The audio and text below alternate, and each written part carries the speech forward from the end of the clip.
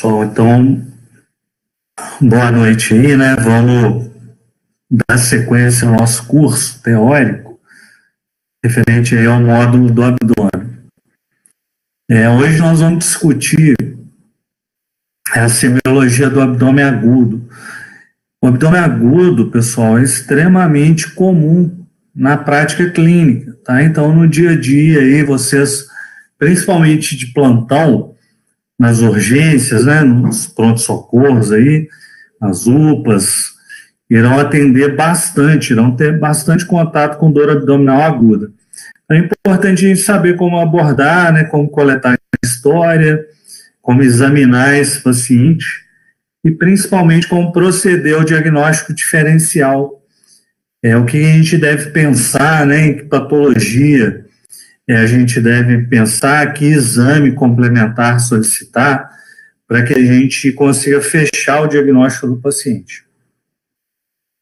Bem, primeira coisa a gente entender, então, é do que se trata o abdômen agudo. Então, o abdômen agudo, a princípio, é um paciente que apresenta alguma afecção abdominal, apesar que eu vou mostrar para vocês que existem causas extra-abdominais de abdômen agudo, ou seja, vocês podem atender no pronto-socorro um paciente com dor abdominal aguda e o diagnóstico não necessariamente estar no abdômen, a gente vai ver isso mais à frente. Um exemplo, por exemplo, da criança é a cetoacidose diabética, um quadro, uma descompensação aguda do diabetes, levando a dor abdominal aguda. Então, quer dizer, uma afecção extra-abdominal, uma causa extra-abdominal de abdômen agudo. Esse quadro abdominal geralmente caracterizado por uma dor aguda, né? O próprio nome diz, é um quadro de abdômen agudo, uma dor súbita, que leva esse paciente a procurar o serviço de emergência, requerendo tratamento clínico ou cirúrgico de urgência ou emergência. Essa é uma definição importante, né? Quando vocês começarem a atender, tiverem aí nos estágios de urgência e emergência, no pronto-socorro, uma definição que a gente deve ter cuidado ali com o paciente se trata de um abdômen clínico ou de um abdômen cirúrgico. Então, aquele paciente com dor abdominal aguda, eu preciso chamar um cirurgião para avaliar esse paciente.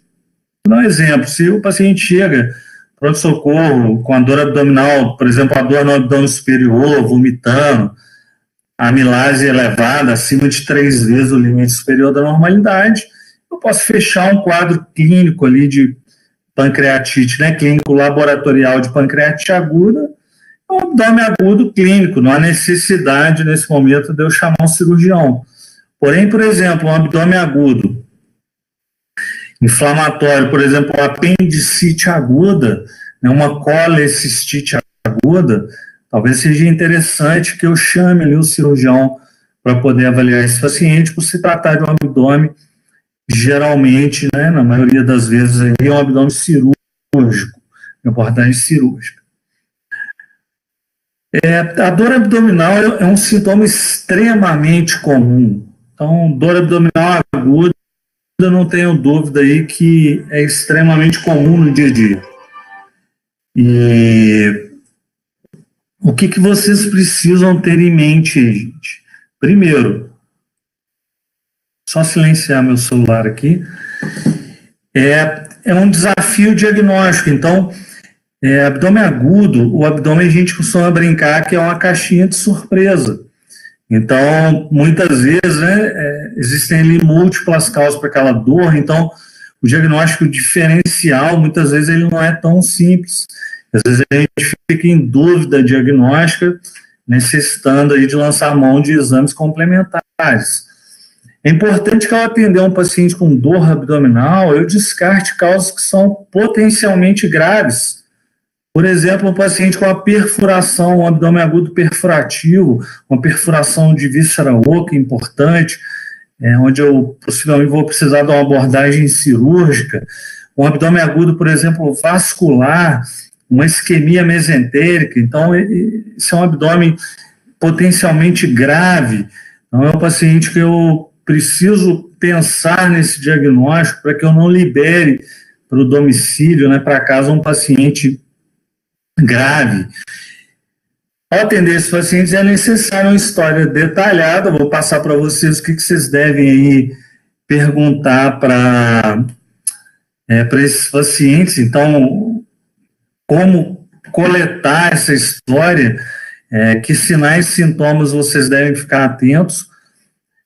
E muitas vezes esses pacientes a gente vai ter dois caminhos a tomar com eles. Vocês vão ver isso mais à frente na faculdade. A intenção da aula hoje não é discutir tratamento, mas vocês vão ver à frente que existem dois grupos de pacientes. Aqueles pacientes que eu posso somente observar, passar um sintomático para ele e liberar esse paciente para casa, ou aquele paciente que eu preciso investigar, fazer algum exame, seja de laboratório, de imagem, e muitas vezes chamar um especialista. Então, acionar, por exemplo, um cirurgião geral, o gastroenterologista, muitas vezes internar esse paciente.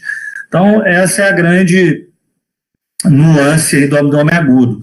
Então, alguns pacientes a gente vai somente, nós temos condições, esse paciente não tem nenhum sinal de alarme, a gente pode liberar com sintomático, outros a gente vai precisar investigar mais a fundo. É interessante também que vocês conheçam os mecanismos geradores de dor abdominal. Eu já vi isso ser cobrado, por exemplo, em prova de residência. Vejam bem, às vezes uma questão aí teórica, eu já vi questão teórica, por exemplo, disso em prova de residência, cobrando sobre mecanismos de dor abdominal.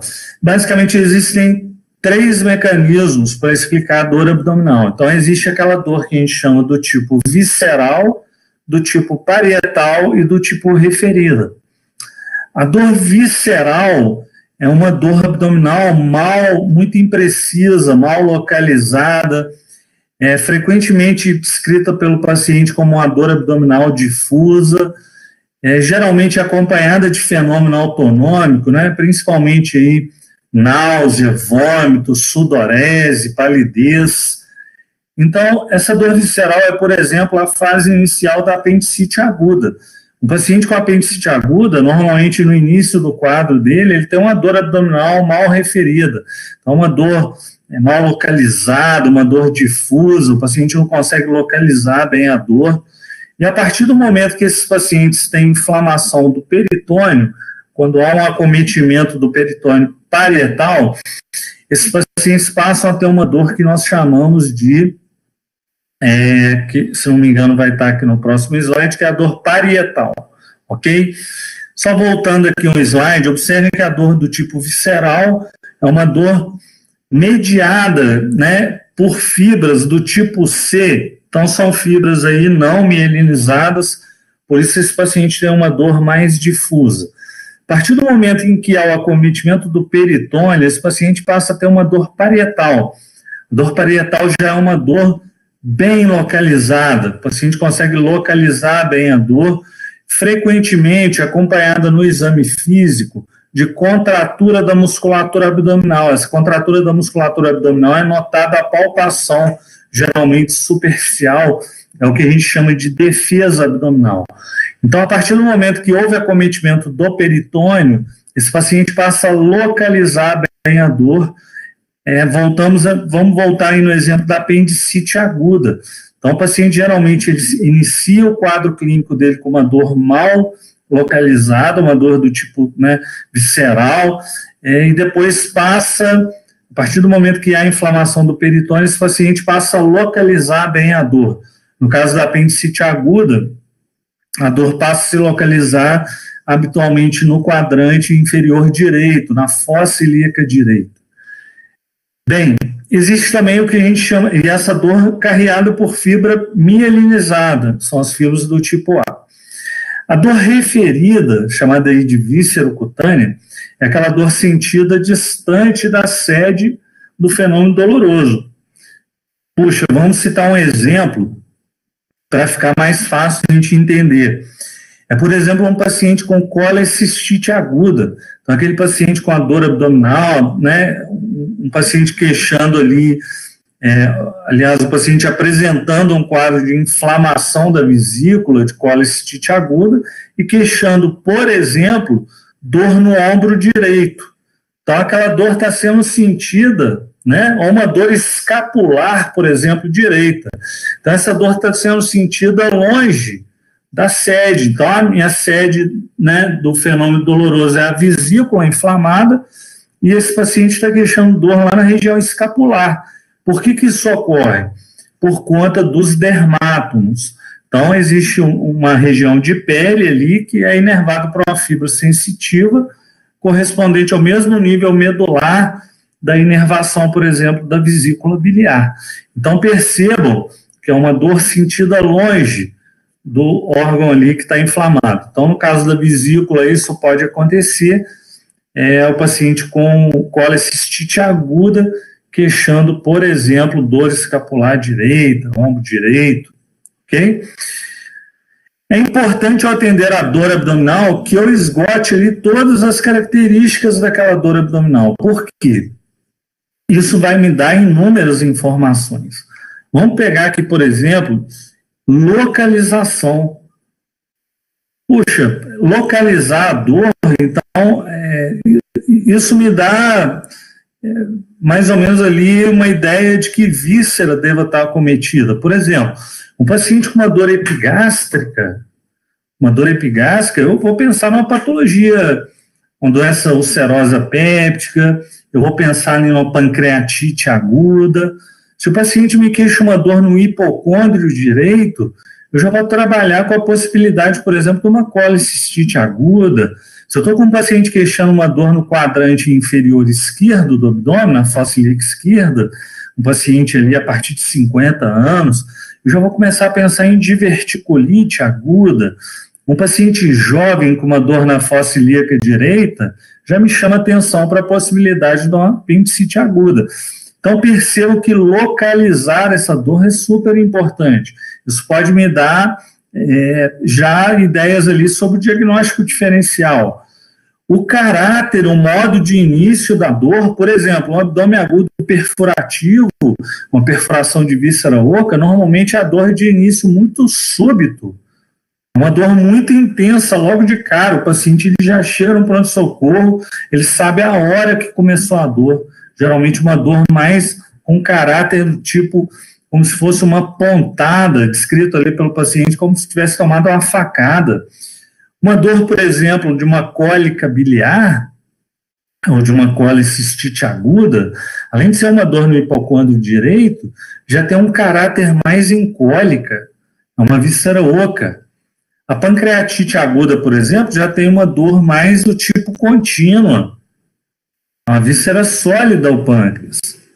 Então, o caráter, o modo de início da dor pode dar ideia para a gente sobre o diagnóstico diferencial.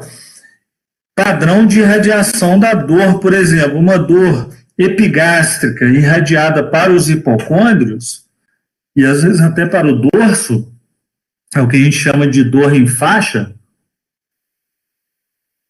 pode me chamar atenção para um diagnóstico diferencial de pancreatite aguda, por exemplo. Ok? Fatores de melhora e piora, por exemplo, a cólica biliar, né, num cálculo na vesícula, por exemplo, levando a dor, geralmente é uma dor desencadeada por uma alimentação mais gordurosa.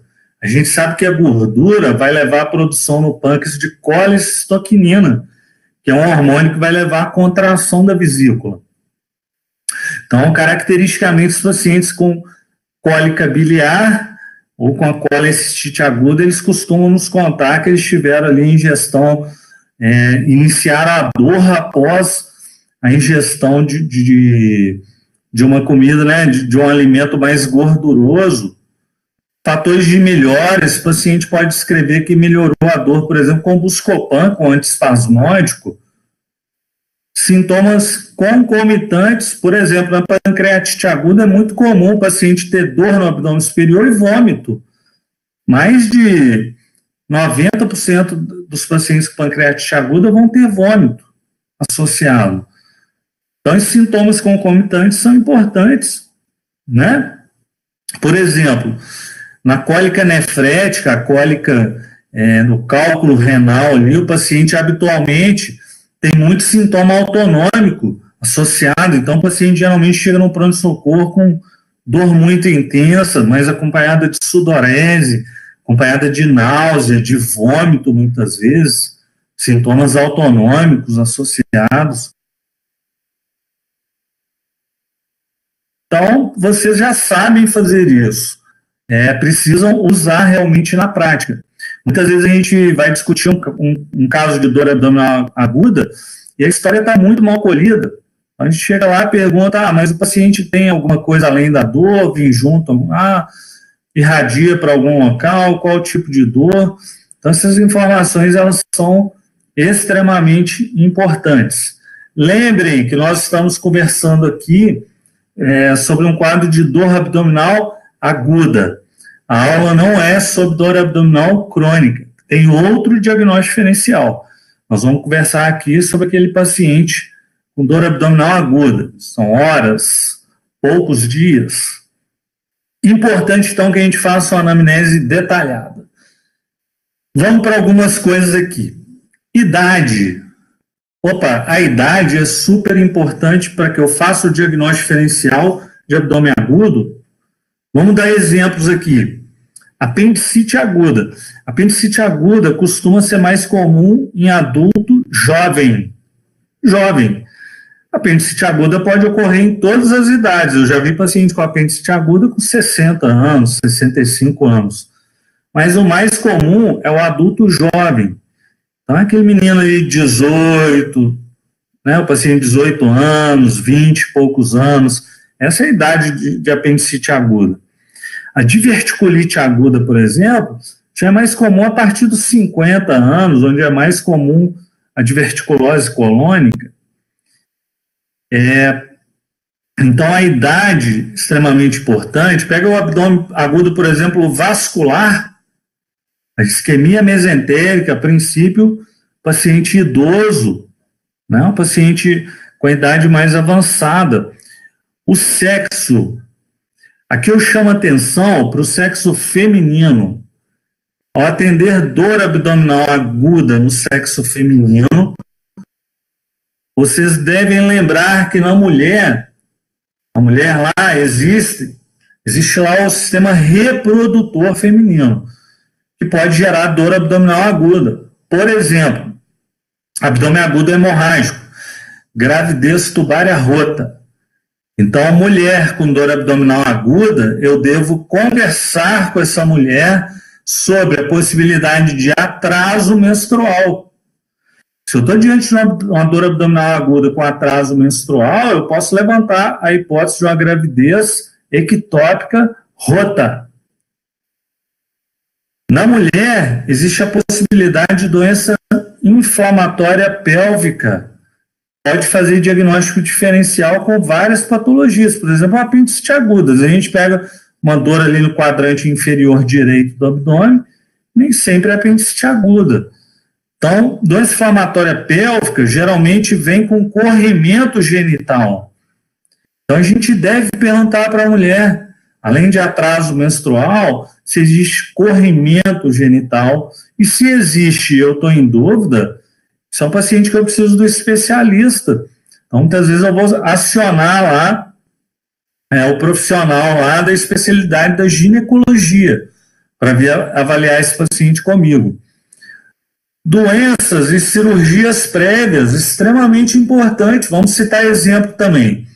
Doença prévia, por exemplo, cardiopatia. Vocês estão atendendo uma dor abdominal aguda num paciente idoso cardiopata, que tem, por exemplo, fibrilação atrial. Se tem fibrilação atrial, existe a possibilidade de isquemia mesentérica, desse paciente ter feito um fenômeno tromboembólico. Cirurgia prévia, se o paciente já operou o abdômen previamente, e esse paciente está, por exemplo, com um quadro de dor abdominal aguda, possa me levantar a possibilidade de um abdômen agudo, por exemplo, obstrutivo, a gente sabe que a aderência ou brida, que geralmente ocorre após cirurgias abdominais, é uma causa muito importante de obstrução intestinal de intestino delgado. Uso de medicamentos. Puxa, medicamentos, vamos citar um exemplo aqui. O paciente, por exemplo, tinha um quadro, vinha usando recentemente anti-inflamatório, aspirina, pode ter tido uma úlcera péptica, essa úlcera péptica perfurou, por exemplo, esse paciente está lá no pronto-socorro com abdômen agudo perfurativo, por uma úlcera péptica perfurada. Localizar bem das características da dor, avaliar alterações intestinais, observar se esse paciente não teve, por exemplo, parada de eliminação de gases e fezes, isso sugere abdômen agudo obstrutivo. Então, um paciente com dor abdominal aguda que não está evacuando, não está eliminando gases, pode me sugerir um abdômen agudo obstrutivo. Presença de febre, vômito, muito comum no abdômen agudo inflamatório, então a gente pode ter febre na colecistite aguda, na apendicite aguda, na diverticulite aguda. Não é um sintoma tão frequente, mas pode ocorrer. Sintomas geniturinários, então eu já falei aqui do corrimento genital. Sintoma urinário, nós temos que lembrar que no abdômen, dentro da barriga, nós temos sistema urinário. Então a gente deve perguntar sobre sintomas urinários. Quem sabe a gente tem ali, por exemplo, um paciente com uma dor abdominal muito intensa, tendo hematúria macroscópica, o paciente está vendo ali sangue sair na urina. Isso pode me levantar a possibilidade de uma cólica nefrética, de ureterolitise, o paciente está com um cálculo encravado no ureter e aquilo está gerando a dor abdominal. Então, lembre, não esqueçam que dentro da barriga a gente tem também o sistema genital e temos o sistema urinário e a gente deve perguntar sobre esses sinais e sintomas. Com relação ao exame físico, no pronto-socorro, vocês vão ficar atentos aos sinais vitais e vão realizar, conforme a aula passada, inspeção, ausculta, percussão e apalpação. A parte do exame mais reveladora, talvez, num paciente com abdômen agudo, é a palpação. Então, ao realizar a palpação do abdômen num paciente com queixa de dor abdominal aguda, a gente deve realizar essa palpação com bastante atenção. Frequentemente, essa palpação vai nos dar ali algum norte ali para a hipótese diagnóstica. Sinais de alarme em dor abdominal aguda. Então, se lá no início eu conversei com vocês que hoje ao atender um paciente com dor abdominal aguda, a gente pode optar em deixar esse paciente somente observação, fazer um sintomático e liberar esse paciente, até mesmo sem realizar um exame complementar. Existem aqueles pacientes que eu preciso realmente investigar, eu preciso deixar esse paciente no hospital, às vezes chamar um especialista para avaliar. E esses são sinais de que eu devo realmente acender a minha luzinha vermelha ali. Então, por exemplo, sinais de má perfusão periférica ou instabilidade hemodinâmica. Isso pode ocorrer, por exemplo, no abdômen agudo vascular, que é um abdômen agudo grave, isquemia mesentérica, no paciente, por exemplo, com abdômen agudo hemorrágico, o paciente teve, por exemplo, um trauma abdominal, chegou no pronto-socorro com dor abdominal, com instabilidade hemodinâmica. Opa, será que esse paciente teve, por exemplo, uma ruptura do baço e ele está sangrando para dentro do abdômen, está com dor abdominal? O paciente, por exemplo, mulher com atraso menstrual, teve um quadro lá de ruptura, uma gravidez ectópica rota. Esse paciente está com instabilidade hemodinâmica pelo quadro de hemorragia. Presença de febre deve me acender uma luzinha para que eu investigue melhor esse paciente. O início súbito de intensidade máxima desde o início, isso deve me chamar atenção para a possibilidade de um abdômen agudo perfurativo. Então, a perfuração, por exemplo, a perfuração intestinal, né? Geralmente a dor ela tem um início súbito, de intensidade máxima, logo de início. Isso deve me chamar a atenção. Pacientes com idade acima de 65 anos, imunossuprimido. Esses pacientes podem ter sintomas mais frustros. Não tem aquele quadro clínico tão floreado, às vezes até o exame físico não é muito chamativo. Cuidado, idoso, lembra sempre de abdômen agudo vascular, tem que estar na cabeça aí para fazer parte do diagnóstico diferencial. O etilismo muitas vezes levando a um quadro de pancreatite aguda, por exemplo, presença de doença cardiovascular, como eu disse, fibrilação atrial, por exemplo, deve, né, levar ali a possibilidade de um diagnóstico de abdômen agudo vascular, por exemplo, isquemia mesentérica, cirurgia abdominal recente, pode me chamar a atenção para a possibilidade de alguma complicação dessa cirurgia. Se o paciente operou e fez alguma complicação intraabdominal, isso é uma possibilidade, né? Início da gravidez, então cuidado aí com a gravidez tubária rota, vômitos associados, sinais de irritação peritoneal no exame físico. Você examinou o paciente está com defesa, o paciente está com descompressão brusca dolorosa. Opa, esse é um paciente que eu preciso fechar um diagnóstico, eu tenho que lançar a mão talvez ali de um exame complementar. Não é um paciente para eu dar um Buscopan e mandar para casa. Então, esses são os sinais aí de alarme em dor abdominal aguda. Quanto à etiologia, bom, nós vamos dividir o abdômen agudo em 5 tipos.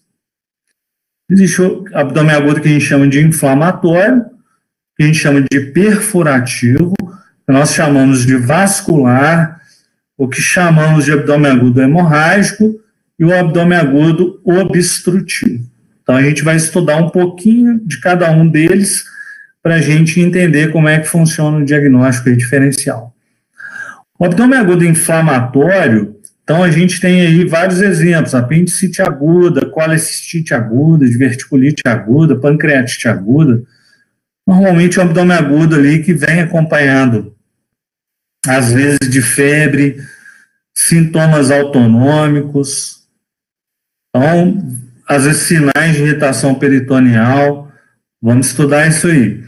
Perfurativo, o que marca o abdômen agudo perfurativo é a presença de pneumoperitônio.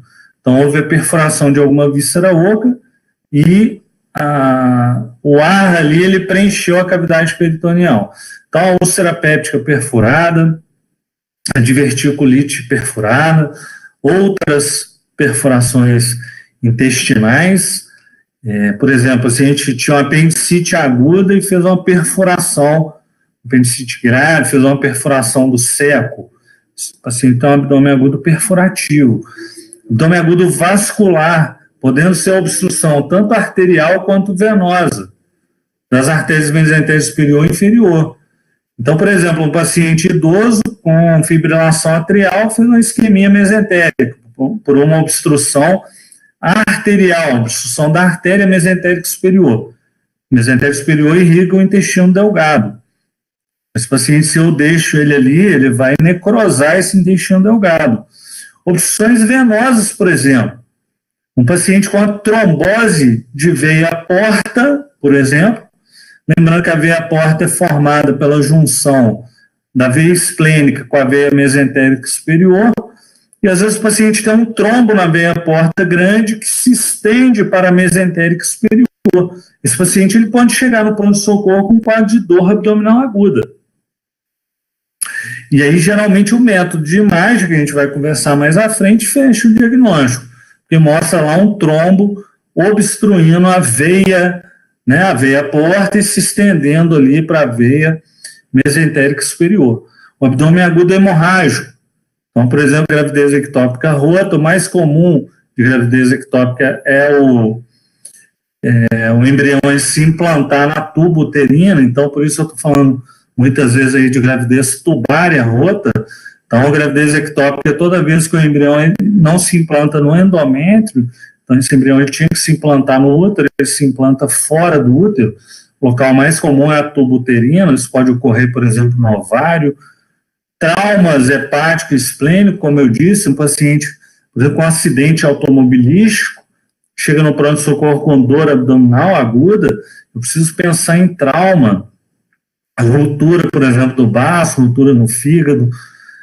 Obstrutivo, paciente com obstrução intestinal, a gente vai ver quais são as características, né, de história clínica que nos vão levar a pensar nesse tipo de abdômen. Então, obstrução intestinal secundária, tumor, volvo, brida, aderência intestinal, tudo causa aí de abdômen agudo obstrutivo. Como eu disse para vocês, pode acontecer de um paciente ser atendido no pronto-socorro com uma dor abdominal, e o diagnóstico desse paciente não estar no abdômen. Citei, por exemplo, a possibilidade da cetoacidose diabética. Cetoacidose diabética é uma descompensação do diabetes do tipo 1 e pode gerar dor abdominal. Intoxicações, por exemplo, intoxicação pelo chumbo, chamada de saturnismo, pode levar a dor abdominal, a causa mais rara de dor abdominal, crises na anemia falciforme. Olha aqui, ó, olha quanta causa torácica. Por exemplo, infarto agudo do miocárdio, infarto agudo do miocárdio da parede inferior, falei com vocês, pode levar a dor abdominal, pneumonia de base do pulmão, infarto pulmonar, embolia pulmonar, pneumotórax, derrame pleural. Olha as síndromes pleurais podendo levar a dor abdominal aguda. Por isso, vocês vão ver que, ao atender um paciente com abdômen agudo, uma possibilidade de exame complementar que vocês vão ter é solicitar desses pacientes o que a gente chama de rotina de abdômen agudo, rotina radiológica de abdômen agudo, que trata-se de uma radiografia de abdômen simples, com o paciente em pé e deitado, e uma radiografia em PA, em póstero anterior, de tórax.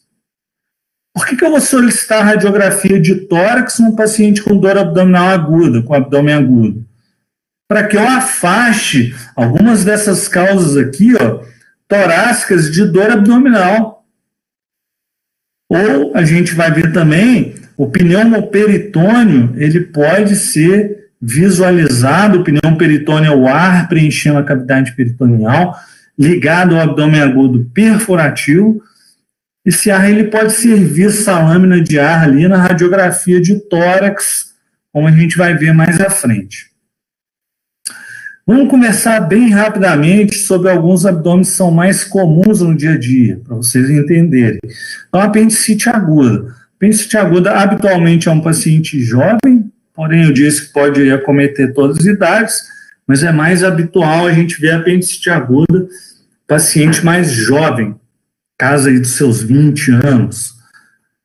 O quadro clínico é muito típico, então a apendicite aguda normalmente a dor ela se inicia mal localizada, uma dor mais periumbilical, e posteriormente essa dor se localiza na fossa ilíaca direita. Esse paciente ele pode ou não ter febre, e frequentemente ele tem sinais de irritação peritoneal na fossa ilíaca direita, que é o que a gente chama de sinal, por exemplo, de Bloomberg, que é a descompressão brusca dolorosa na fossa ilíaca direita. A gente viu isso na aula semana passada. Perda do apetite é muito frequente. O paciente com apendicite aguda, ele tem muito frequentemente anorexia, perda do apetite. Essa sequência aqui é importante. Um paciente com apendicite aguda, ele costuma ter dor e posteriormente ter vômito.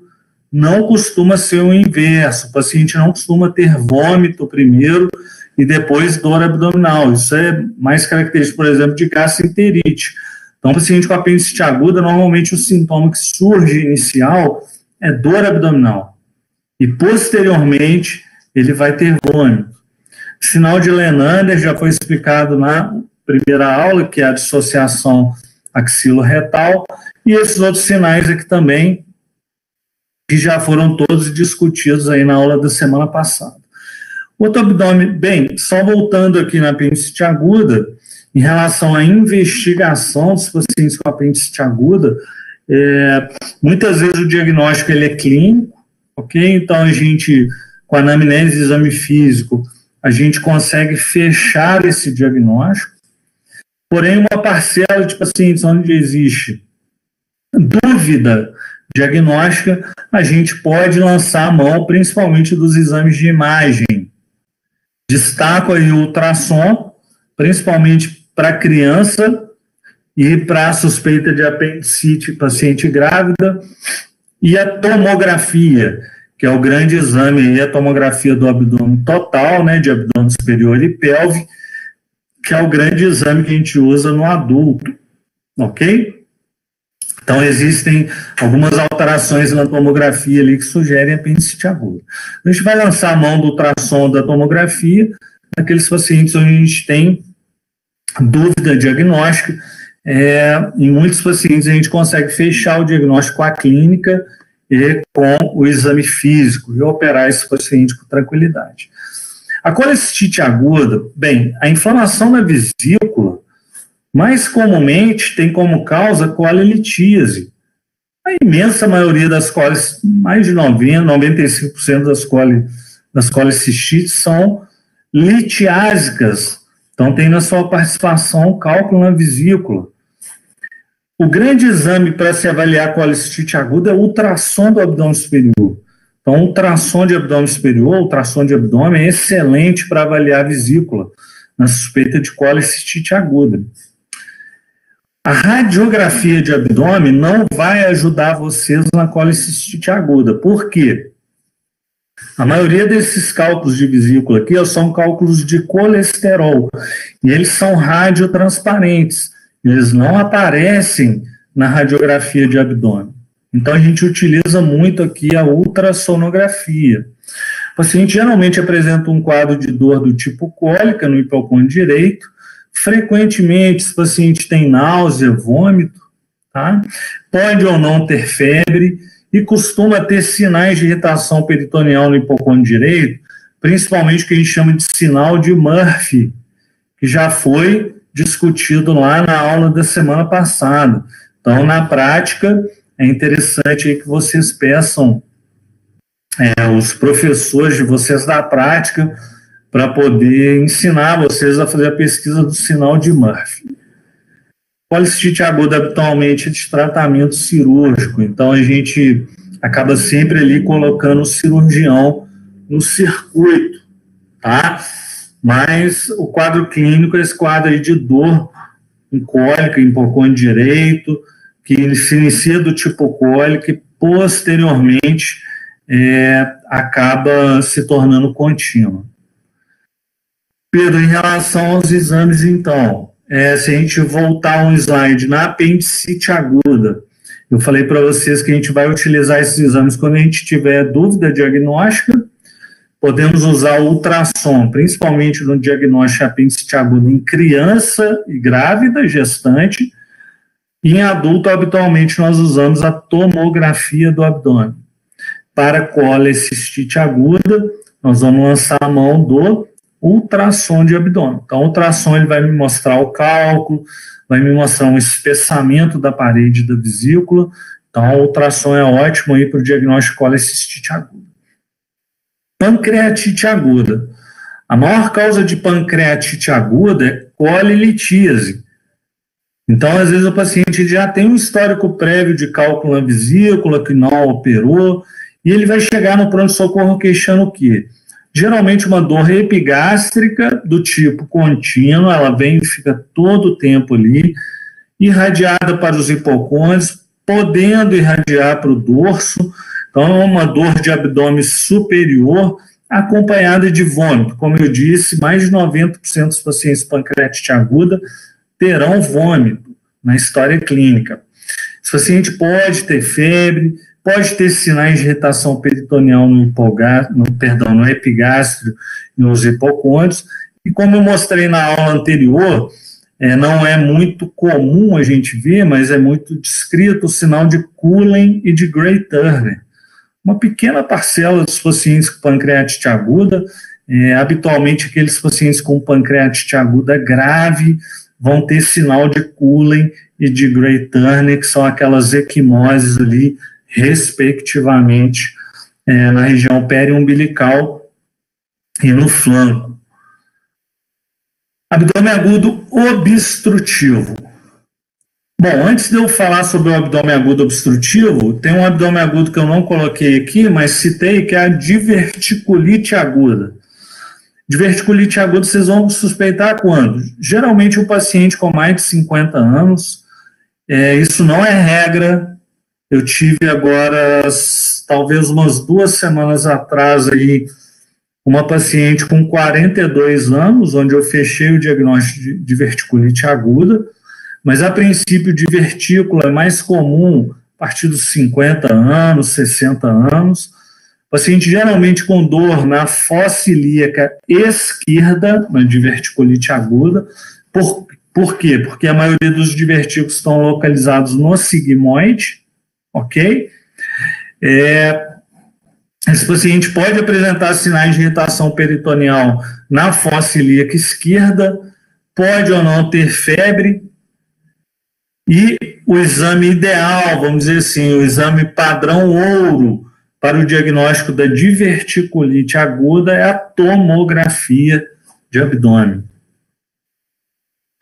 Vamos passar para um outro grupo de abdômen agudo, bastante frequente, que é o abdômen agudo obstrutivo. Então, ou seja, é um paciente com dor abdominal aguda com obstrução intestinal. Sinais e sintomas, geralmente náusea e vômito, parada da eliminação de gases e fezes. Essas cólicas costumam ser, aliás, essa dor abdominal, como intestino na víscera oca, costuma ser uma dor do tipo cólica e episódica. O paciente tem aquela dor ali que vem, aperta, alivia um pouco, daí a pouco vem uma nova crise. No exame físico, vocês podem visualizar em algumas vezes o peristaltismo. A gente tem ondas peristálticas visíveis à inspeção do abdômen. Distensão abdominal. Essa distensão abdominal vai depender do ponto de obstrução.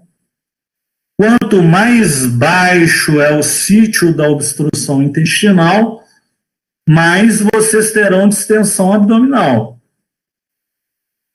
Então já vamos conversar sobre isso. Existe uma diferença entre abdômen agudo obstrutivo alto e baixo. Vamos dar exemplo que fica mais fácil vocês entenderem. Por exemplo, vamos pegar um paciente que tem uma obstrução, por exemplo, no duodeno. O paciente tem um câncer de pâncreas, de cabeça de pâncreas, que obstruiu o duodeno. Esse paciente ele vai ter muito vômito precoce, que vai predominar no quadro clínico, vai ser o vômito. Então, ele vai ter dor abdominal, mas vai ter muito vômito. Então, a comida vem, tenta entrar, não passa, ele vomita. Mas esse paciente vai ter pouca distensão abdominal.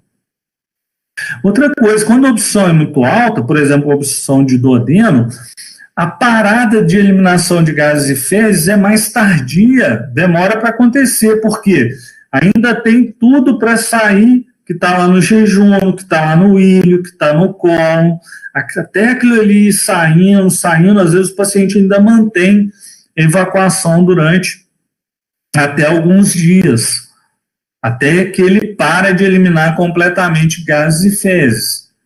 Isso é diferente. E o vômito está muito precoce, quer dizer, o paciente come, vomita.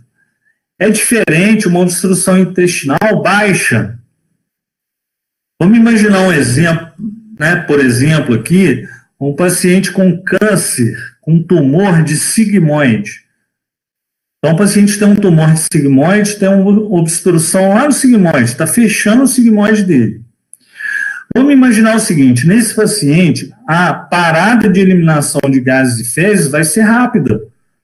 Por quê? Só tem para sair o que está para baixo da obstrução ali do sigmoide. O que tiver no sigmoide ali vai para o reto, vai sair, pronto.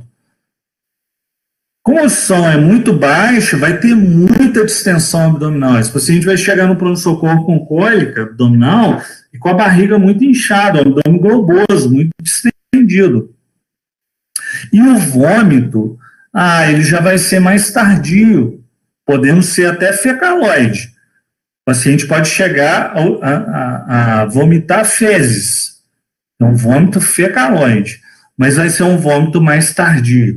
Então, veja que existe uma diferença entre o sítio de obstrução mais alto ou mais baixo. No diagnóstico, ajuda muito a gente. Então, distensão abdominal, como eu disse, mais um abdômen com obstrução baixa, o ruído hidroaéreo muito aumentado na ausculta, então aquele abdômen muito barulhento. A gente coloca o estetoscópio, está aquela barulhada ali, o ruído hidroaéreo, aquele peristaltismo de luta, que a gente chama. E a radiografia, como a gente vai ver mais à frente, vai nos auxiliar muito. Por quê? Vai mostrar a distensão das alças abdominais. A gente vai ver isso na foto aí, as alças muito distendidas, e o que a gente chama de nível hidroaéreo, que eu vou deixar para explicar, ou também chamado de nível líquido. Muito comum vocês verem um médico lá, vendo a radiografia de abdômen, falando, esse paciente está cheio de nível líquido. Nós vamos ver o que é nível líquido a hora que eu mostrar a radiografia de abdômen para vocês. Causas de abdômen agudo obstrutivo, várias.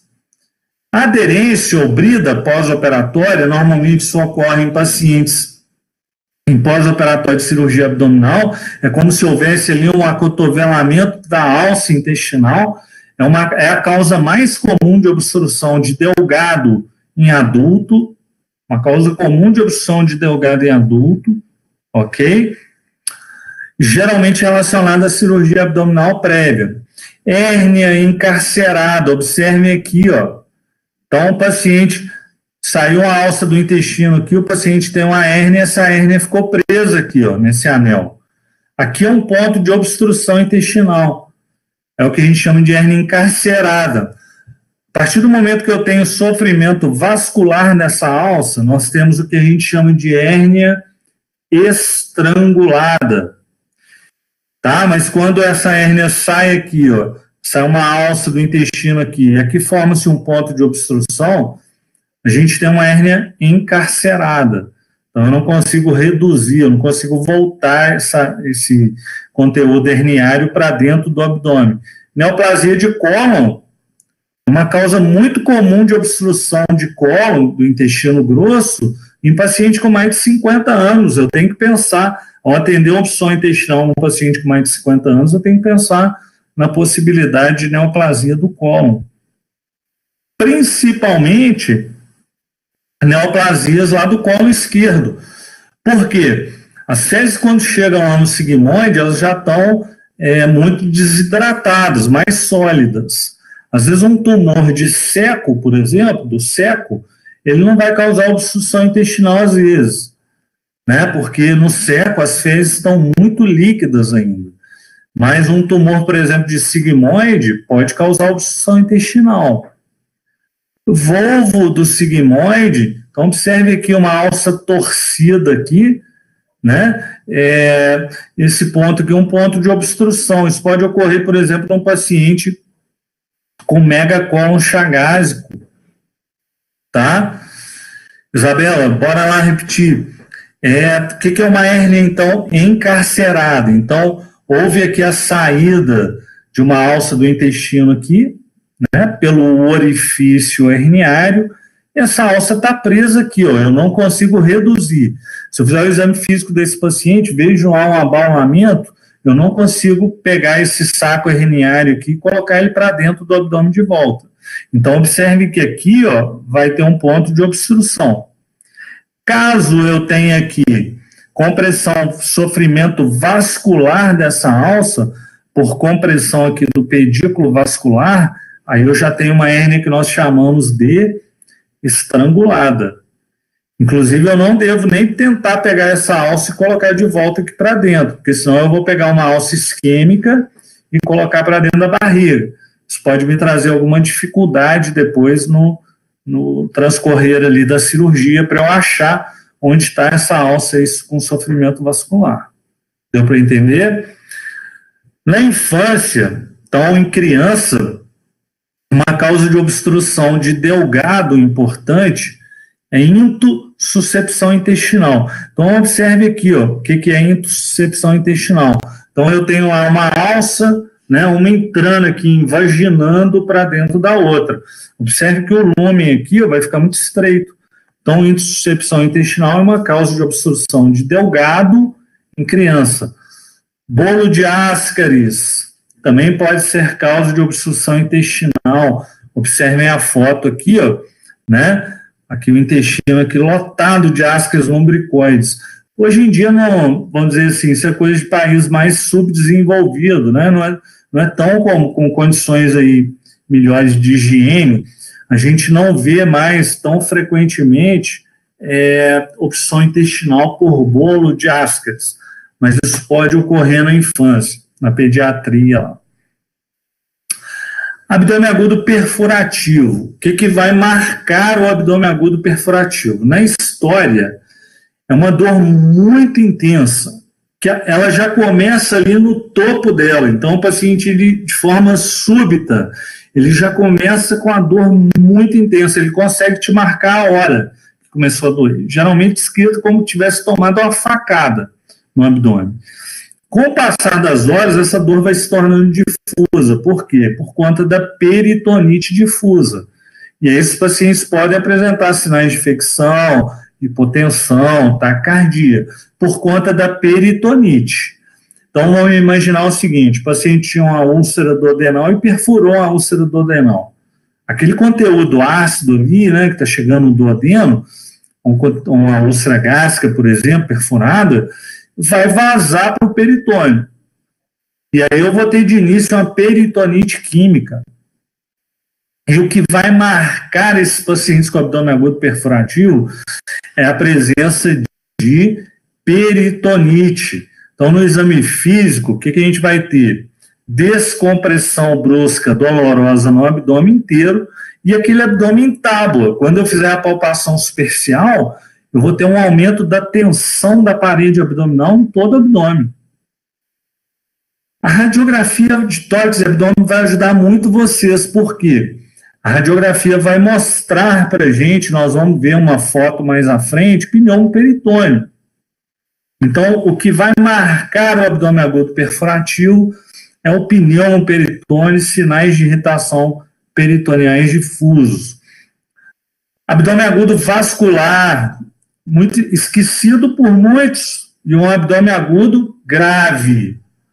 Abdômen agudo vascular costuma ser quadros clínicos graves. Se eu não abordar, se eu não pensar nesse diagnóstico, eu posso ter uma evolução desfavorável do paciente, inclusive para o óbito. Quando que eu vou suspeitar de abdômen agudo vascular? O paciente cardiopata, o paciente já tem arritmia cardíaca, principalmente fibrilação atrial, o paciente já tem doença arterial prévia de outros sítios, o paciente já tem um histórico de ter doença arterial da carótida, ele já é um paciente coronariopata, ele já perdeu, amputou a perna porque tinha uma obstrução vascular, uma doença arterial periférica. Isso pode me chamar a atenção para que ele tenha uma doença arterial também lá na mesentérica superior. Os pacientes têm então, distensão abdominal, tendência à hipotensão, ao choque, um abdômen grave. O ruído hidroaéreo pode estar muito diminuído, às vezes até ausente, pela isquemia das alças. E falo com vocês o seguinte, normalmente nós temos uma desproporção entre a clínica e o exame físico. O que eu quero dizer? Às vezes, numa isquemia mesentérica, você tem um paciente com muita dor abdominal intensa, está tendo um infarto ali, né, do intestino. E às vezes o exame físico não é um exame físico tão florido. Daí a gente tem que acender o nosso alerta aí para pensar na possibilidade. Outra coisa que ajuda muito é a gasometria arterial do paciente evidenciando acidose metabólica. Dor abdominal aguda num paciente cardiopata com acidose metabólica, isso é batata. Eu tenho que pensar em abdômen agudo vascular. E a gente vai ver que a tomografia com contraste é um ótimo exame. A tomografia ela vai me estudar, né? Eu preciso fazer contraste, porque eu preciso estudar a parte vascular. E às vezes a gente vê lá na tomografia um trombo obstruindo a mesentérica superior. Na tomografia, se as alças estão bem nutridas, a parte vascular está boa, essa alça intestinal, né, o delgado tem que captar contraste, a parede dele, do intestino, tem que estar captando contraste. Se eu tenho áreas ali, alças, que não captam contraste, isso deve me levar à possibilidade de isquemia mesentérica. E olha o que acontece com o paciente aqui. Então, se eu dou um diagnóstico de isquemia mesentérica tardio, olha o que pode acontecer. Esse paciente aqui, ó, apodreceu as alças aqui do intestino, né? Então, essa alça aqui, ó, preta, possivelmente não é viável mais. Esse paciente vai acabar sofrendo aí uma ressecção de alça intestinal. Abdômen agudo hemorrágico. Quando que eu vou pensar? Histórico de trauma, por exemplo, paciente com a ruptura do baço, uma ruptura do fígado. Atraso menstrual, para eu pensar em gravidez tubária rota. Paciente, se é um abdômen agudo hemorrágico, sinais de instabilidade hemodinâmica. Paciente hipotenso, taquicárdico, a mucosa descorada. Paciente com repercussão hematimétrica. Então, paciente com dor abdominal aguda, com hemoglobina baixa. Né? Então, paciente, isso deve me chamar a atenção para possibilidade de um abdômen agudo hemorrágico. Bernardo, o que acontece? Você com certeza se refere ao abdômen agudo vascular. O paciente ele tem um prognóstico muito ruim. Tá? Aquele paciente que eu mostrei ali, possivelmente ele vai para o CTI. Tá? Esses pacientes fazem choque, precisam de amina vasoativa, muitas vezes são entubados. Então, o prognóstico de um paciente que chega naquele ponto é muito ruim. Aqueles que conseguem sair, conseguem ter alta, eles podem ficar depois que a gente chama de síndrome do intestino curto. Eles ficam com o intestino muito curtinho, podem fazer síndrome de má absorção, esse paciente começa a perder muito peso, tá? Mas o prognóstico naquela situação que eu mostrei ali, muito ruim, tá bom? Abdômen agudo bastante grave. O que a gente tem de exame subsidiário? Vamos lá, exames de laboratório. Podemos usar? Podemos. Deixa eu só conferir se eu coloquei o slide aqui. Coloquei. Então, a gente vai discutir alguns exames de laboratório. Exames de imagem, o que a gente tem para usar? Vamos discutir radiografia simples do tórax e abdômen, ultrassom de abdômen, tomografia do abdômen. Outros, como punção abdominal, lavagem peritoneal, hoje em dia é menos comum da gente usar. Por exemplo, no abdômen agudo hemorrágico, às vezes eles usavam fazer uma punção abdominal, caso voltasse sangue ali, estava dado o diagnóstico. Videolaparoscopia e laparotomia exploradora pode ocorrer. Às vezes a gente tem um quadro de dor abdominal aguda, onde eu fiz os exames de imagem e mesmo assim eu tenho dúvida diagnóstica.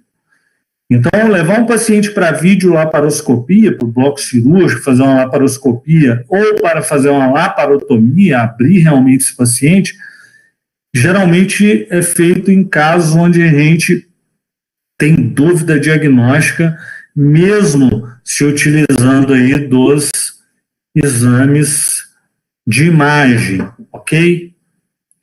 Pessoal, vou pedir uma pausazinha rapidinha só para pegar meu carregador do meu notebook aqui, senão ele vai descarregar aqui comigo.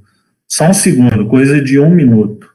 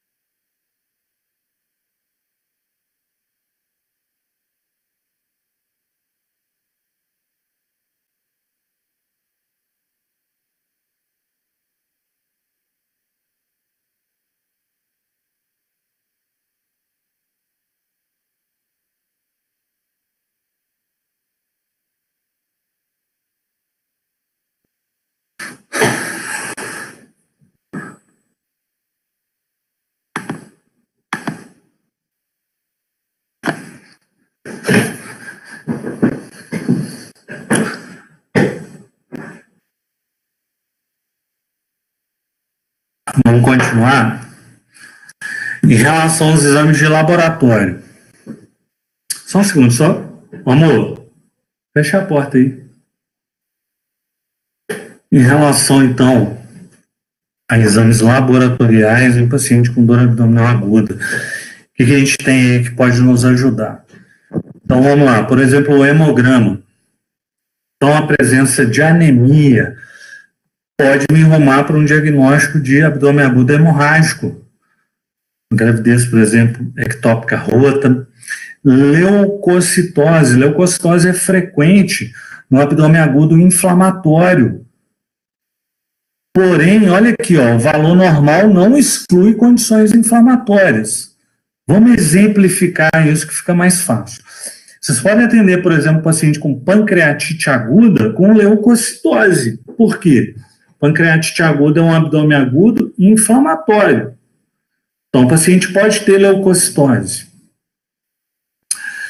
Porém, vocês podem atender um paciente com apendicite aguda, isso acontece frequentemente, e o paciente não ter leucocitose, ok? Então, leucocitose não ocorre em 100% dos pacientes com abdômen agudo inflamatório, mas pode ocorrer.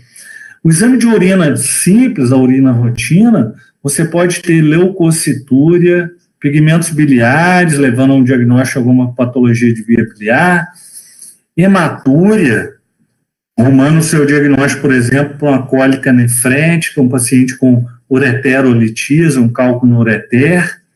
Só lembrando aí, cuidado com leucocitúria. Eu vejo isso acontecer frequentemente. Olha aqui, ó, 20 a 30% dos pacientes com apendicite diverticulite podem ter piúria, podem ter leucocitúria, piúria estéreo. Aquilo não é pielonefrite aguda. E muitas vezes é tratado erroneamente como pielonefrite aguda. Eu já vi paciente com diagnóstico de apendicite aguda sendo tratado como pielonefrite aguda, recebendo antibiótico lá, e o paciente tinha uma apendicite aguda. E o paciente ser operado numa fase mais avançada da doença. Por que isso ocorre? Porque o ureter passa próximo ali do apêndice. Então, aquele processo inflamatório periapendicular ali, próximo ao apêndice, o ureter está passando ele próximo. Então, esse processo inflamatório pode acometer ali, irritar o ureter e o paciente ter um quadro de leucocitúria, e aquilo não se trata de infecção urinária, se trata de uma apendicite aguda. Amilase e lipase nós vamos solicitar na pancreatite aguda, quando a gente suspeitar de pancreatite aguda. A amilase e lipase costuma vir acima de 3 vezes o limite superior da normalidade. Outros exames como coagulograma, beta-HCG. O beta-HCG é muito útil quando eu estou pensando na mulher, na possibilidade de gravidez ectópica rota, mulher com atraso menstrual, dor abdominal aguda, anemia, sinais ali de repercussão hemodinâmica, creatinina e ureia, íons, eletrocardiograma em alguns pacientes muito, vamos dizer assim, selecionados. Por exemplo, se eu tenho um paciente com epigastralgia, mas é um paciente diabético, hipertenso, tem muito fator de risco para a doença coronariana, é interessante, às vezes, fazer um eletrocardiograma. Se é um abdômen agudo vascular, o paciente tem lá um pulso irregular, é interessante eu fazer um eletrocardiograma para ver se esse paciente não tem uma fibrilação atrial, isso corrobore mais com o meu diagnóstico.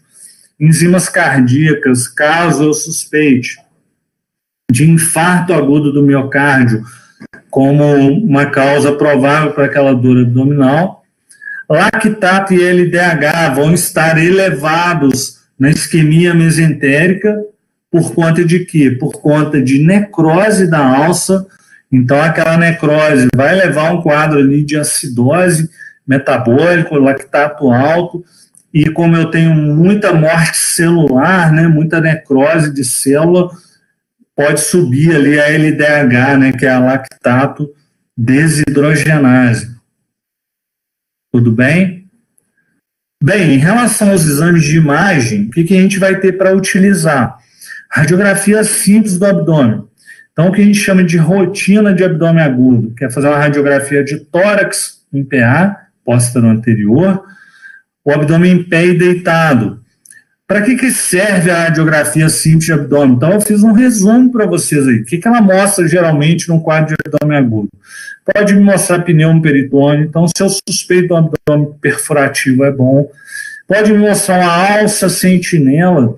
Então, por exemplo, às vezes numa apendicite aguda, aquela alça de Delgado que está próximo ali ao apêndice inflamado, é como se você tivesse, né, aquela alça, ela fica ali quietinha, paradinha, e ela se distende. Então, eu tenho uma distensão localizada de alça intestinal. Por exemplo, paciente com a pancreatite aguda, como o cólon transverso, ele passa ali por sobre ali o pâncreas, eu posso ter uma distensão localizada ali do transverso. Isso é chamado de alça sentinela. Distensão de alça montante da oclusão, edema de alça, nível líquido. Então, a radiografia ela é muito boa para avaliar a possibilidade do abdômen agudo obstrutivo, e a radiografia é boa para me avaliar cálculo renal ou cálculo ureter. Puxa, eu falei com vocês assim, ó, para cálculo de vesícula, radiografia é bom? Não é bom. Tanto é que não está escrito aí. Porque a maioria dos cálculos da vesícula são de colesterol, são radiotransparentes, não vão aparecer na radiografia. Porém, a maioria imensa dos cálculos renais tem cálcio lá na sua composição, a maioria de oxalato de cálcio. Então, ou seja, a maioria dos cálculos renais são radioopacos. Eles aparecem na radiografia de abdômen. Então, a radiografia de abdômen pode ser boa para avaliar a possibilidade de um cálculo. Observe essa radiografia de tórax em PA do paciente e essa laminazinha de ar aqui, que nada mais é do que um pneumoperitônio. Então, a radiografia de tórax em PA pode me mostrar um pneumoperitônio. Essa lâmina de ar não tinha que existir aqui. O que está branquinho entre essa lâmina de ar e a lâmina, né, o ar aqui dos pulmões é o diafragma. Então, isso é um pneumoperitônio. Observem aqui, um paciente com uma grande distensão de alças do delgado. Então, o intestino chama atenção aqui, o intestino, uma radiografia de abdômen simples, mostrando o intestino delgado todo aqui dilatado. Observem esse retinho aqui, ó, é o que a gente chama de nível líquido ou de nível hidraélio. Imagina o seguinte, imagina o intestino, ele tem ali dentro ar e líquido. Se eu faço a radiografia de abdômen com o paciente em pé, o que vai acontecer? Como se eu tivesse radiografando esse copo de água aqui, ó. O ar vai ficar em cima e o líquido vai ficar aqui embaixo. Então, essa laminazinha aqui, ó, de líquido, é o que vocês estão vendo aqui, ó. Ou seja, para cima eu tenho o ar, porque ele é mais leve, e aqui para baixo eu teria o líquido. E essa interface aqui na radiografia entre o ar e o líquido é essa retinha aqui, ó, que eu chamo de nível líquido. Foi até bom estar bebendo água aqui para poder explicar a vocês. Vamos ver o próximo slide aqui. Ultrassom. Quando que vocês vão usar ultrassom de abdômen? O ultrassom de abdômen é muito bom para colecistite aguda, para vesícula, e para apendicite aguda. Apendicite aguda, principalmente gestante, apendicite aguda em criança, o ultrassom é muito bom. Se o paciente, até mesmo ali adulto, jovem, tiver uma parede abdominal assim, pouco espessa, for um paciente mais magro, o ultrassom ele pode ajudar também no diagnóstico de apendicite aguda. Na gravidez ectópica, na doença inflamatória pélvica, o ultrassom é bastante interessante, principalmente se for um ultrassom transvaginal. Então, se tiver condições, a ultrassonografia transvaginal vai ser muito boa aí para a gravidez, a possibilidade de gravidez tubária rota ou para doença inflamatória pélvica. Para as patologias do trato urinário, o ultrassom também é interessante. Por quê? Às vezes a gente não consegue visualizar o cálculo no ureter, mas a gente tem algum sinal indireto, por exemplo, de que o paciente tem uma ureterolitíase. O sinal indireto é esse. Por exemplo, dilatação do ureter. O paciente tem uma hidronefrose no ultrassom. Mas eu falei com vocês que o padrão ouro para diagnóstico de cálculo renal é a tomografia. Porém, a gente pode iniciar com ultrassom. Caso a gente tenha um paciente ali com hidronefrose, a gente acaba progredindo os exames de imagem com a solicitação da tomografia. Aqui um ultrassom de abdômen, mostrando aqui o que está branquinho aqui, esse S aqui, são os cálculos. Então aparece como essa imagem branca, que a gente chama de hiperecogênica, e aqui mostrando um espessamento da parede da vesícula. Esse é um sinal muito característico aí de colecistite aguda. Então o ultrassom é muito bom para o diagnóstico de colecistite aguda. Aqui uma imagem de um ultrassom sendo usado num paciente com apendicite aguda. Então, o ultrassom ele pode fechar um diagnóstico de apendicite aguda, principalmente criança, mas em adulto também, às vezes com a parede ali pouco espessa, um indivíduo mais magro, ele pode me mostrar sinais ali de apendicite aguda. Aqui um paciente com uma ultrassom aqui, exemplificando aqui, o paciente com gravidez tubária rota, então o ultrassom ele pode nos ajudar também nas patologias aí que são do trato genital, principalmente o ultrassom transvaginal tem uma sensibilidade melhor. A tomografia computadorizada do abdômen, quanto que vocês vão usar? Bem, em relação à pancreatite aguda, para avaliar o pâncreas, ela é boa, porém, quando eu der a aula de pancreatite aguda para vocês, eu vou dizer que a tomografia na pancreatite aguda só tem sentido em dúvida diagnóstica. Por quê? Se o paciente tem dor no abdômen superior, tem vômito e tem hiperamilasemia e ou hiperlipazemia acima de 3 vezes o limite superior da normalidade, vocês podem fechar o diagnóstico de pancreatite aguda. Não há necessidade de solicitar tomografia. Uma outra situação de tomografia na pancreatite aguda é quando eu quero avaliar uma pancreatite aguda grave, uma pancreatite aguda com necrose pancreática. Para avaliar necrose pancreática, realmente a tomografia com contraste é bastante interessante. Tomografia muito boa também no abdômen agudo vascular, no estudo de coleções líquidas intraabdominais, por exemplo, abscessos. Então, se eu tenho a suspeita de um abscesso intraabdominal, é muito bom a tomografia.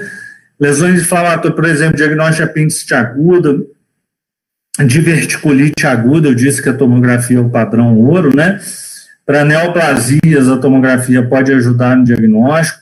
Vasculares, então as opções arteriais, venosas, eu falei lá da trombose, por exemplo, da veia porta, com extensão para a mesentério superior.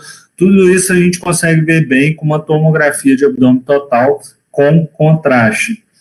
Hemorragias, então, por exemplo, um paciente com um acidente de trânsito, com uma ruptura do baço, a tomografia é bastante interessante para a gente estudar isso aí. Então, aqui mostrando uma tomografia computadorizada sendo usada no paciente com apendicite aguda, no caso aqui, inclusive mostrando o que a gente chama de apendicolito, que obstruiu o apêndice. Então, a gente tem sinais ali de apendicite aguda na tomografia muito boa para apendicite aguda no adulto. Aqui, no caso, um paciente com uma diverticulite do colo sigmoide leve, visto aí a tomografia, então, a tomografia sendo um exame padrão ouro para o diagnóstico de diverticulite aguda.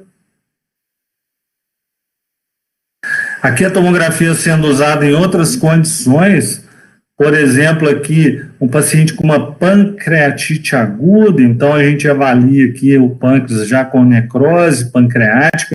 Observem a tomografia aqui sendo usada num paciente com cálculo no ureter, então a gente tem o rim aqui, Então, essa estrutura que está aqui é o rim direito, aqui o rim esquerdo, e a gente observa aqui no ureter, um cálculo aqui obstruindo o ureter. Então, para a nefrolitíase, para a ureterolitíase, a tomografia é o padrão 1, tá? Observe aqui alças de Delgado, que se a gente olhar a periferia delas aqui, está mais branquinho, né? A gente tem uma lesão com a densidade maior aqui, que nada mais é do que o contraste, né? Então, essas alças aqui estão captando o contraste bem. Quando a gente avalia essas alças aqui, elas já não captam bem o contraste. Então, se a gente olha a periferia da alça, não está branquinho igual está aqui. Então, isso aqui é um abdômen agudo vascular, né? Um exemplo aí de tomografia sendo usado no abdômen agudo vascular. Tudo bem? Espero aí, na verdade, tenho certeza que a gente atingiu o nosso objetivo, que era que vocês conhecessem os principais tipos de abdômen agudo, como raciocinar, que dados de história são interessantes, quais são os principais tipos de abdômen agudo, né, aqueles 5, e em relação aos exames complementares, quando solicitar, e quais os exames complementares adequados para cada diagnóstico aí. Se atentem a isso, né? Quais são os exames principais, isso com certeza vai ser cobrado em prova, mas vai ser cobrado principalmente aí na vida dos senhores, tá bom? Esse é um slide meu até do ano passado, mas eu fiz questão de trazê-lo de novo, para lembrar que a gente continua vivendo esse momento difícil aí de pandemia, com uma esperança boa agora com o surgimento das vacinas, né?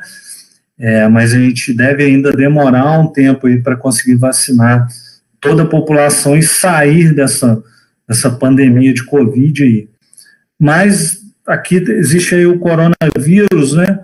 Mas por que não, durante essa pandemia, né? A gente, por exemplo, não está tendo feriado de carnaval, então nós estamos no bloco aí dentro de casa, né, e na verdade estamos tendo aula aí no meio do carnaval, mas por que não aproveitar essa pandemia para descobrir talentos, né? Eu, por exemplo, fico cozinhando em casa, aprendendo a cozinhar, fazer outras coisas, né? Por que não aprender um instrumento musical, aproveitar para esse momento dentro de casa para coisas boas? Então, aprender coisas novas, né? É um momento da gente refletir sobre a vida e tentar sair melhor, né, dessa pandemia aí, mudar alguns conceitos, né, sobre o nosso dia a dia aí, reconhecer uma rede de suporte, crescimento pessoal e principalmente a gente tentar ser mais resiliente, né, a gente entender que a gente precisa passar por isso aí sem sofrer muito, né, a nossa capacidade de deformar e voltar ao normal sem nenhum dano aí, tá bom? Então, pensem aí qual será a narrativa de vocês aí quando a gente sair dessa pandemia aí, né? Falo sempre que os alunos, a gente aprendeu aí a se comunicar à distância, né? Mas tenho certeza que eu sinto falta ali do contato pessoal, de conhecer vocês melhor. O meu cachorro ali atrás. Mas espero aí que vocês estejam gostando do curso, tá bom? Obrigado pela presença maciça aí online. Fiquem com Deus aí e até a próxima segunda-feira, tá bom? Espero de coração que vocês estejam gostando aí do curso teórico, tá? Um abração, gente. Fique com Deus aí. Obrigado a vocês.